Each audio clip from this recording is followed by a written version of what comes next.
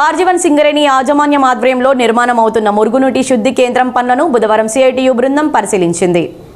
ఈ సందర్భంగా సిఐటియు రాష్ట్ర అధ్యక్షులు తుమ్మల రాజారెడ్డి మాట్లాడుతూ గోదావరి కని పారిశ్రామిక ప్రాంతం మురుగునీరంతా గోదావరి నదిలో కలిసి కలుషితమైన తిరిగి కార్మిక కుటుంబాలకు సప్లై అవుతుందని, కార్మికులు వారి కుటుంబ సభ్యులు అనారోగ్యానికి గురై ఆసుపత్రి పాలవుతున్నారని, స్వచ్ఛమైన తాగునీరు కోసం పెద్ద ఎత్తున 3 సంవత్సరాల నుంచి కార్మికులు ఆందోళన, సిఐటియు పోరాటం చేసిన ఫలితంగా గోదావరి కని పారిశ్రామిక ప్రాంతంలో 10 కోట్లతో ఆర్ఓ ప్లాంట్ల ఏర్పాటు, 10 కోట్లతో వ్యాధి నిర్ధారణ ఆధునిక పరికరాలతో సింగరేణి హాస్పిటల్ అభివృద్ధి చేస్తున్నారని, 20 కోట్లతో గ్రావిటీ ఫిల్టర్ బెడ్ నిర్మాణం జరుగుతుందని తెలిపారు. 2-3 నెలల్లో త్రాగునీటి అందుబాటులోకి రానుందని, 17 కోట్లతో జీడీకే 2 అండ్ 2A ఇంక్లైన్ వద్ద మురుగునీటి శుద్ధ కేంద్రం నిర్మాణ పనులు తుది దశకు చేరుకున్నాయని, ఈ నెల చివరిలో ప్రారంభానికి సిద్ధమవుతున్న సందర్భంగా సింగరేణి సిఎండి ఎన్ బలరాంకి సిఐటియు తరపున ప్రత్యేక కృతజ్ఞతలు తెలిపారు. ఈ పారిశ్రామిక ప్రాంతమంతా గాలి, నీళ్లు, దుమ్ము, ధూళితో పొల్యూషన్ ప్రాంతంగా మారిందన్నారు.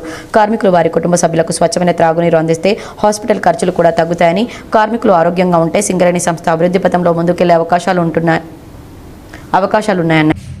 గోదావరి కని గ్రావిటీ ఫిల్టర్ బెడ్తో పాటు అంతకన్నా ముందే గోదావరికని సంబంధించిన శాలపల్లి దగ్గర నుంచి ఒక పెద్ద మురుకు కాలువ, అది మన సింగరేణి మార్కండేయ కాలం నుంచి పోయి శాలపల్లి దగ్గర గోదావరి కలుస్తుంది. అట్లాగే ఇది ఫైన్ క్లైన్ దగ్గర నుంచి 2 ఇంక్ల నుంచి వచ్చే మురుకు నీళ్లు, ఈ 2 నీళ్లు కూడా గోదావరికని గోదావరిలో కలిసి గోదావరి నీళ్లు లేని సందర్భంగా ఈ నీళ్ళే ఇసుకల నుంచి మళ్ళీ కార్మికులందరికీ తాగటానికి వచ్చేది. నిన్నటి వరకు తాగుతుంది, ఈ రోజు వరకు కూడా ఇంకా అదే జరుగుతుంది. దీని మీద మనం అప్పుడు 2020 కానించి మొదలుపెట్టి ఇప్పటివరకు పెద్ద ఆందోళన ఫలితంగా దాదాపు 17 కోట్ల రూపాయలు మురుకు నీళ్లు, ఓన్లీ ఫైన్ క్లైన్ 2 ఇంక్లైన్ మురికించి వచ్చే నీళ్ళు మాత్రమే దీంట్లో ఇప్పుడు ఫిల్టరింగ్ అవ్వడానికి అవకాశం ఉంది. ఇది 17 MLD 17 కోట్లతోటి ఇప్పుడు ఇంకొక నెల రోజులు అయితే పూర్తయింది. 1/9/2025 నాటి పూర్తి చేయాలనేది కాంట్రాక్ట్కి ఇచ్చిన వీళ్ళ ఒప్పందం. నాకు తెలిసి అవకాశం ఇంకో నెల రోజుల్లో పూర్తి అయిపోద్ది. అంటే వర్షాకాలం జరిగేటప్పుడే పూర్తయింది. వచ్చే సమ్మర్ నాటి వరకు ఆ ఫిల్టర్ బెడ్ కానీ ఈ ఎస్టీపీ కానీ 2 కూడా పూర్తయితాయి. రాబోయే కాలంలో గోదావరి కని RG 1, 2, 3 కార్మికులందరికీ కూడా స్వచ్ఛమైన నీరు, మిషన్ బయట నీళ్ళ కన్నా మంచి లక్షితానికి అవకాశం ఉంది. కార్మిక వర్గం అంతా అర్థం చేసుకోవాల్సింది, ఈ వాళ్ళొకరు వీళ్ళు వచ్చేసి మేమని గొప్పలు చెప్పుకుంటారు పోరాటంలో రాలేదు.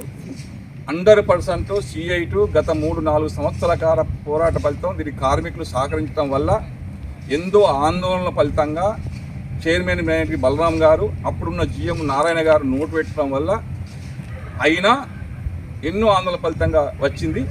దీని కార్మిక వర్గం అంతా అర్థం చేసుకోవాలని కోరుతా ఉన్నాం. ఇది నాకు తెలిసినంత వరకు దీని మెయింటెనెన్స్ వ్యవహారం ఇంకంతా ఓపెనింగ్ అయినాక తెలుస్తుంది, అప్పుడే మనం చెప్పలేము. ఇది కేవలం ఇంకొకటి దీనికన్నా ముందు ఒక చిన్నది ఉంటుంది, అది పేరుకు మాత్రమే నడుస్తుంది, దాంట్లో ఏమీ ఉండదు.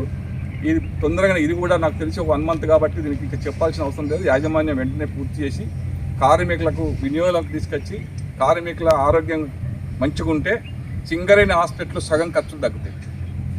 కేవలం మంచిళ్ళు, పొల్యూషన్, సౌండ్ పొల్యూషన్ 3 గోదావరి కని ప్రాంతంలో RG 1, 2, 3 ప్రాంతంలో విపరీతంగా ప్రపంచంలో నెంబర్ 1 వస్తుంది.